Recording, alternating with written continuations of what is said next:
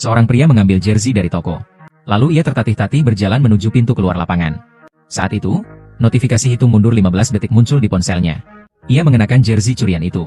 Tepat saat hitung mundur berakhir. Saat itu, banyak penonton keluar dari lapangan. Bersamaan dengan itu, sebuah mobil berhenti di pintu keluar lapangan. Pria berjas yang turun dari mobil tiba di sana. Hanya ada kerumunan orang di depannya. Ia berteriak memanggil nama pria itu di tengah kerumunan. Berharap mendapat perhatian, kebetulan ia melihat. Ketika menerobos kerumunan dan sampai di sampingnya. Orang ini bukanlah yang ia cari. Ia mencoba berlari ke tempat tertinggi untuk mencari. Sementara itu, Dutch hendak meninggalkan tempat ini. Namun, penjaga toko menyadari ia telah mencuri jersey. Saat keduanya bertengkar, pria berjas itu akhirnya menemukannya. Tapi kerumunan menghalangi jalannya. Untuk menghindari kejaran, Dutch menyelinap ke bagasi saat pemilik mobil lengah. Pria berjas itu tak pernah menyangka dia akan lolos seperti ini.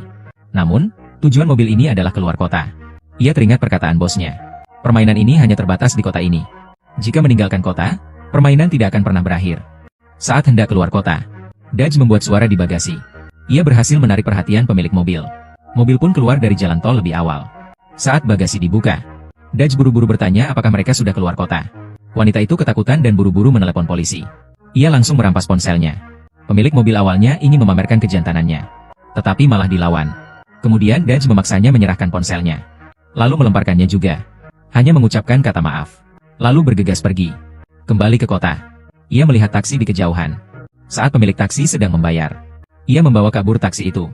Dutch yang tak punya tujuan akhirnya pulang. Ia berhasil bersembunyi seharian. Istrinya yang sedang hamil tidak tahu ia ikut dalam permainan berburu. Dan terus mencari informasi.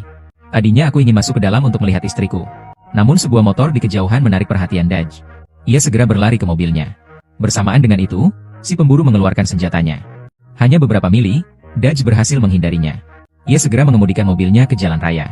Tapi orang di belakangnya masih terus mengejar. Dan mengeluarkan shuriken dari sakunya. Detik berikutnya, ban belakang meledak. Si pemburu menambah kecepatan dan mendekati bagian belakang mobil. Dutch mengawasi pergerakannya. Tiba-tiba, ia menghilang dari pandangan. Melihat jejak sepeda motor yang terjatuh. Apapun hasilnya, Dutch untuk sementara aman. Namun, si pemburu tiba-tiba muncul dari kursi belakang. Mencekik leher Dutch dengan kawat baja. Ia hanya bisa bertahan dengan satu tangan. Tangan lainnya memegang setir. Tapi ia tak bisa bertahan lama seperti ini. Maka ia hanya bisa mengambil tindakan yang merugikan keduanya. Ia menginjak pedal gas sampai mentok. Menabrakkan mobil ke penghalang semen. Mobil itu berhenti. Dutch keluar tanpa cedera sedikit pun. Tapi si pemburu tidak baik-baik saja. Ia menanggung semua dampak di kursi belakang.